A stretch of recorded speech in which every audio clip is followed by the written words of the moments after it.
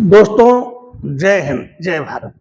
मैं वीरेंद्र त्रिपाठी फिर एक प्रेत आत्मा की कहानी लेकर आपके सामने आया हूं। जब मैं 10 साल का था। अब इस पर कितने लोग विश्वास करेंगे, कितने लोग विश्वास नहीं करेंगे। मैंने पिछले वीडियो आपको खुद के प्रेत आत्मा हम जो तंग कर रही थी, मेरे परिवार को कर रही थी, उसका बताया। अब मैं अपने गांव की एक प्रेत आत्मा की कहानी बताता हूं। मैं कक्षा 5 में पढ़ रहा था। मेरे स्कूल से आधा किलोमीटर या 1 किलोमीटर कह लीजिए एक हाई स्कूल था। उस समय स्कूल बहुत कम हुआ करते थे। 10-12 गांव मिलकर के एक स्कूल प्राइमरी होता था और 30-40-50 गांव मिलकर के एक हाई स्कूल होता था और उससे भी ज़्यादा गांव मिलकर के एक इंटर कॉलेज होता था। हाई स्कूल जो है हमारे प्राइमरी स्कूल से 1 किलोमीटर दूरी पर था। मेरे गांव के जितने लड़के 6 से ऊपर और 10 तक थे उसी में पढ़ते थे और मैं प्राइमरी में पढ़ रहा था। जस्ट एक बड़ी इंटरेस्टेड कहानी है और मैं इसको अब शुरू कर रहा हूँ।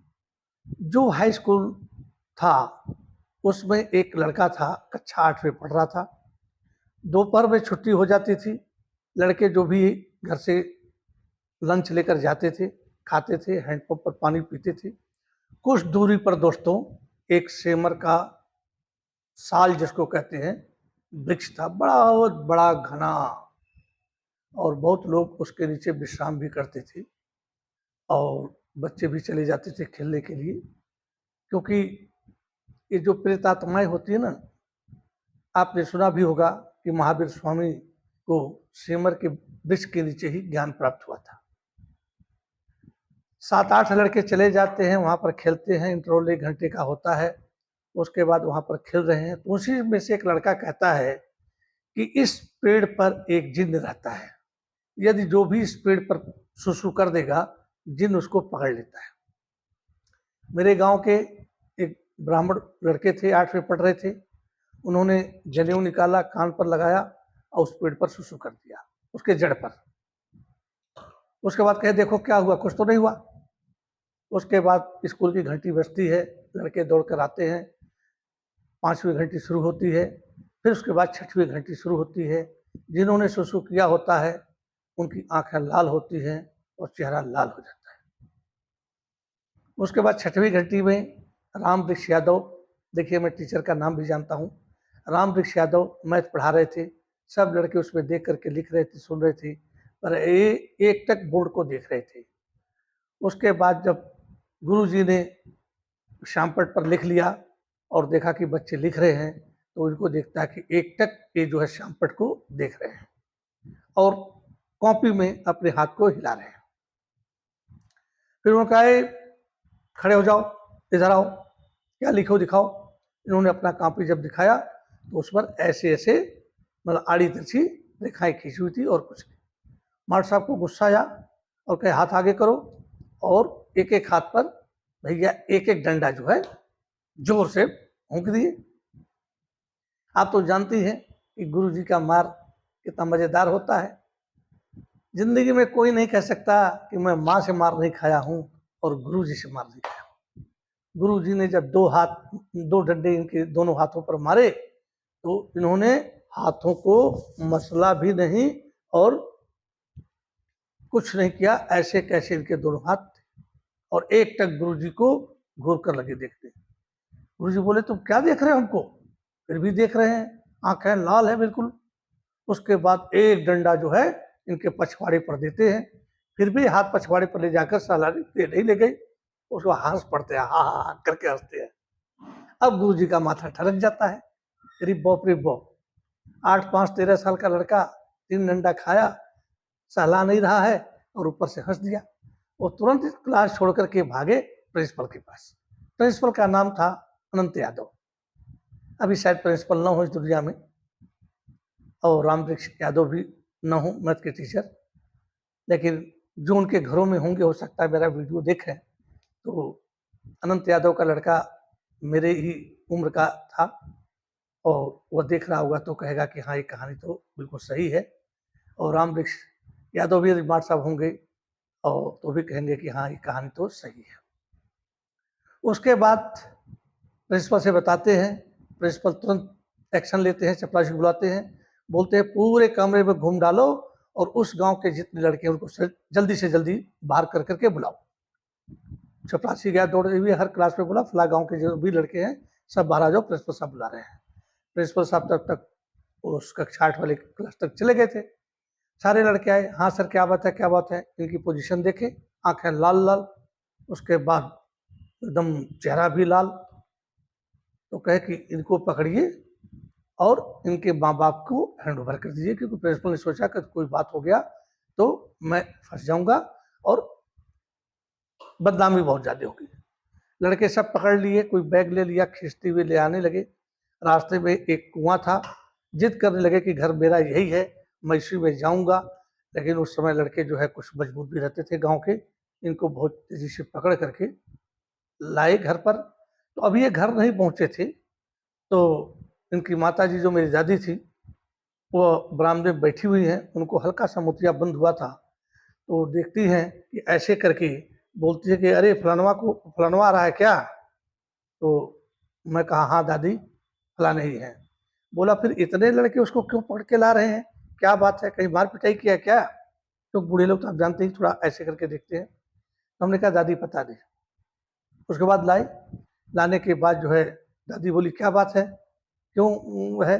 इतने में रोने लगे, बहुत जोर से रोने लगे, आंखें तो लाल थी, मैं खुद देख रहा था, मैं वहीं पर था, मैं 10 साल का लड़का था। खूब रो रहे हैं, आप लोग कौन हो, मुझे क्यों यहाँ लाए हो, छोड़िए मैं जाऊंगा, मेरा घर वहां पर है। लोग पकड़े रहे। फिर उसके बाद जो है एक लड़का उसमें बोलता है अरे दादी इनको तो भूत पकड़ लिया है। बोला कैसे। बोला हम लोग सेमर के पेड़ के नीचे खेल रहे थे और इसने कहा कि यदि कोई इस पेड़ पर के जड़ पर पेशाब कर देगा तो उस पर एक जिन रहता है, पकड़ लेता है। इन्होंने किया था और 1-1.5 घंटे के बाद इनकी हालत हो गई। अब क्लियर हो गया कि इनको कोई आत्मा पकड़ चुकी है। अब तांत्रिकों की व्यवस्था होने लगी। बगल वाले गांव में सुना था कि तांत्रिक हैं, गए तो पता चला कि नहीं, तांत्रिक जहाँ से आए थे वो चले गए। उसके बाद अच्छे अच्छे लोग पकड़े थे, गांव के सब भ्रांत लोग पकड़े थे, क्योंकि इतनी तेजी से इनके पास शक्ति आ गई थी कि 1-2 लोग की बस की बात नहीं थी। उसके बाद फिर वापस घर लाए। हमारे गांव में एक व्यक्ति था, तांत्रिक था, वह फेमस नहीं था, वो अपने काम से काम रखता था। एक वाकई बालीकरण को बुलाओ। कोई गया, फटाफट बालीकरण को कहा, बालीकरण जो है चल दिए। और जब 30 गज की दूरी रह गई दोस्तों, तो जिनको ये प्रेत पकड़ा था, ये प्रेत बड़ा जोर से हंसा, हा करके हंसा। बालकरण भी ऐसे हाथ पर मुंह कर करके आए। मैं सारी एकदम आंखों देखी घटना लाइव बता रहा हूँ आपको। उसके बाद जब ये पहुंच गए बालकरण जी, तो कहता है बालकरण भैया मुझे पता था आप जरूर आएंगे। तो बालकरण भी बोले हंसते हुए, अरे बेवकूफ नीच कहीं का, जब तुमको पता था कि मैं इस गांव में हूं तो तू क्यों आया। तो कहता है अरे मेरी मर्जी, मैं आ सकता हूं, किसी के बंधन में हूं मैं। बोला बेटा मर्जी नहीं चलती है, मैं इनके दरवाजे पर आया हूं, इनकी गाय बहुत खूबसूरत है, तो मैं अपनी मर्जी से गाय खोल के लेकर चले जाऊं, नहीं जा सकता हूं ना। उसी तरह से तुम्हें भी नहीं आना चाहिए था। बोला मैं आ गया, जिसको जो बिगाड़ना है बिगाड़ लो। तो कहते हैं कि तुम मुझे नहीं जानते हो। कहता अरे जानता हूं, क्या कर लोगे, मैं कौन हूं पता है आपको। पालकर जी बोलते हैं कि अरे भाई तुम महान शक्तिशाली हो, परमात्मा हो, ईश्वर हो, ब्रह्मा विष्णु महेश हो, पर यह काम क्यों किए हो, इस बालक के ऊपर क्यों आए हो। तो कहता है कि इन्होंने मेरे ऊपर पेशाब किया। जहां पर एक बालक खेल रहे थे, एक बालक ने कहा कि इस पेड़ पर एक जिन रहता है, आज जो इस पर पेशाब कर देगा उसको पकड़ लेगा। यह नहीं माने और जनेऊ चढ़ा करके और हमारे ऊपर सुसु कर दिए। उसके बाद मैंने इनको पकड़ लिया और मैं इनको छोड़ूंगा नहीं, क्योंकि मेरे ऊपर इन्होंने गंदा किया है। बालकरण जी काफी उसको बनाते रहे, लेकिन वह जिद किया हुआ था। बड़ी बड़ी आंखें, लाल लाल आंसू टपाटप मोटी मोटी चू रही थी। तो बालकरण जी बोला कि तू है कौन, तेरा नाम क्या है। कहा नहीं बताऊंगा। बोला अपने बाप का नाम बता, बोला नहीं बताऊंगा। बोला माँ का बता, नहीं बताऊंगा। जात बता, बोला नहीं बताऊंगा। गांव बता, बोला मैं नहीं बताऊंगा। बोला तू बाहर से उड़ के आया है या इसी क्षेत्र का है? बोला मैं इसी क्षेत्र का हूँ। बोला ये बता तू जब नौजवान होकर के मरा है? बोला हाँ। बोला तू बालक था, तुझे याद है? बोला हाँ, थोड़ा थोड़ा घटना याद है। बोला तुम्हारे पिताजी ने कंधे पर बैठा करके घुमाया है? बोला हाँ। बोला माँ के गोदी में खेला है? हाँ। बोला चाचा गोदी में खेला है? बाबा के कंधे पर बैठा है? बोला हाँ बैठा हूँ। तो क्या तुम इतने लोगों के कंधे पर बैठे हो तो तुमने लोगों के शरीर पर सुसु नहीं किया है? कहता अरे मैं बहुत बार सुसु किया हूँ। अरे छोटा बालक को क्या पता रहता, तो सुसु कर ही देता है। बोला जब सुसु कर देता है तो तुम्हारे बाप ने तुमको काट दिया था? तुम्हारे दादाजी ने काट दिया था? तुम्हारी माँ ने फेंक दिया था? तुम्हारे चाचा ने तुमको पटक दिया था? बोला नहीं। तो बोला इतने लोगों के ऊपर तुमने सुसु किया और उन्होंने नहीं कुछ तुम्हें किया, और एक बालक कोई ज्यादा उम्र नहीं है, और इसने, यदि तुम अपने रूप में रहते, पेड़ की जड़ पर बैठे होते, तो यह सुसु तो इनका वापस हो जाता, यह 2 नंबर अपने पैंट में कर देते। लेकिन तो जड़ तो खाली था, तू तो हवा था, ये कुछ देखे ही नहीं, और तुम्हारी परिणति कर दिया, उस जड़ पर किया, और तुम वहां पर बैठे थे, तुम बच्चों का खेल देख रहे थे। बोला हाँ। बोला चैत महीना में, गर्मी में लोग जाते हैं दस उधर, नवरात्र का समय होता है, दुर्गा जी की सवारी चलती है, लोग बैठ करके पूरा पश्चिम उत्तर दक्षिण किधर भी सुसु कर देते हैं। उसी समय सवारी आती है, तो क्या दुर्गा जी उस आदमी को मार डालती हैं? वो अपनी सवारी बदल देती है। तो तुम्हें भी पेड़ पर से हट जाना चाहिए था। इन्होंने पैंट खोला होगा, चैन खोला होगा, बटन खोला होगा, उसके बाद ही तो सुसु किया होगा ना, तो तू हट गया होता। बोला कुछ भी हो बालकरण भैया, मैं जाऊंगा नहीं। हाँ इतना समझा दिए हो तो कुछ दिला दो तो मैं चला जाऊंगा। तो बालकरण जो कहते हैं कि मैं इनके घर आया हूँ और जो मैं काम करता हूँ उसका कीमत नहीं लेता हूँ। जब मैं खुद कुछ नहीं लेता हूँ तो मैं तुमको कहाँ से दे दूँ? इसलिए तुम्हें जाना ही पड़ेगा। कहता मैं नहीं जाऊंगा। एकदम बड़ी बड़ी आंख करके, और बालकरण को लगा जैसे खा जाएगा। 13 साल का बालक दोस्तों, हम लोग तो डर गए उस समय देख करके सीन कि क्या हो रहा है। उसके बाद जो है बालकरण बोलते नहीं जाओगे? बोलता नहीं जाऊंगा। कहा अपनी माँ की कसम खा। कहा माँ की कसम। बोला बाप की भी खा? बाप की भी कसम खा गया हो। उसके बाद बालकरण ने कहा हमारी दादी को मतवा थोड़ा सा कंडा की राख जो है मंगाइएगा। मैं तो था ही वहीं पर, धड़ते दौड़ करके गया, माँ से कहा कि मम्मी जरा चूल्हे में से कंडे का राख देना। माँ ने इतना पकड़ा दिया, मैं लाया बालकरण जी को दे दिया। बालकरण जी ने उसको नीचे रख दिया थोड़ा सा लेकर के हथेली पर, और उसके बाद मंत्र पढ़े और कुछ कर करके, और हम तो बालक थे, उस आदमी के लड़के के ललाट पर फेंक दिए, और दूसरा लेकर पढ़ करके और फटाक से ले जाकर के इस गर्दन पर लगा करके ऐसे पकड़ दिए। दोस्तों मात्र 5 सेकंड में वो चिल्लाने लगा, लौट गया जमीन पर, हाथ पैर पटकने लगा और कहता था बालकरण भैया छोड़ दो, बालकरण भैया छोड़ दो। बोले नहीं मैं चला जाऊंगा। बोला नहीं नहीं नहीं, नहीं तू बैठ, अभी 1-2 घंटा, 1-2 दिन 4 दिन बैठ तब ना मजा आएगा। बोला अरे बालकरण भैया आप कह रहे हो कि 1-2 घंटा, 2 दिन 3 दिन बैठ, अरे यहाँ तो सेकेंडों में हालत खराब है, जान चली जाएगी, ऐसे लग रहा है जो आपने वो भूति फेंकी थी वो आग का गोला बन करके मेरे अंदर घुस गया है, अब मुझे फूंक रहा है, बहुत पीड़ा हो रही है, भैया छोड़ दो। बालकरण बोले ना ना ना ना, तूने बाप की कसम खाई थी, माँ की कसम खाई थी, मैं नहीं छोड़ूंगा। तो मैं कैसे तुमको छोड़ दूं यार, मैं नहीं छोड़ूंगा। चिल्ला तू, पकड़े रहे गर्दन। नाक से पानी आने लगा, होठ से लार गिरने लगा, आंसू गिरने लगा, ऐसे लगा कि जीभ बाहर निकाल दिया उसने।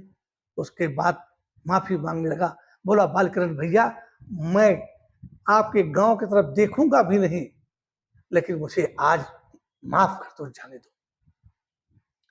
फिर बोले कमीने तुम लोग की यही जात होती है, कसम खाते रहते हो, सब कुछ करते रहते हो, और लास्ट में तुम आओगे, कहीं कहीं तुम आ जाओगे, और यदि दोबारा तुम आ गए तो मैं ये जो विभूति का असर जो है खत्म नहीं करूंगा, और तुम्हें जला के ही खाक कर दूंगा।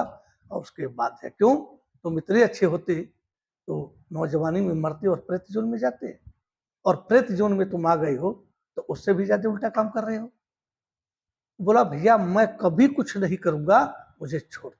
वो जैसे ही दोस्तों हाथ ढीला करते हैं, वह जैसे गुब्बारे की हवा सुर से निकल जाती है, किसी ने देखा नहीं, वह भाग गया। और वो जो 13 साल का बालक है कहता, अरे मैं यहाँ कैसे पहुंच गया, मैं तो स्कूल में था, मेरा बैग कहाँ है। वो आज वो नियर अबाउट 68 साल के हो गए हैं। उस समय का पीरियड लोग उनको बताए हैं, लेकिन उनको विश्वास नहीं होता है कि मेरे साथ ऐसा होगा। तो दोस्तों, आत्माएं तो मेरे ख्याल से होती हैं, उनमें कुछ अच्छी आत्माएं होती हैं, कुछ बुरी आत्माएं होती हैं। यदि आत्माएं न होती तो आप सभी लोग हिंदुस्तान के रहने वाले जानते हैं कि पितृपक्ष आता है और उसमें लोग अपने पूर्वजों को जल देते हैं।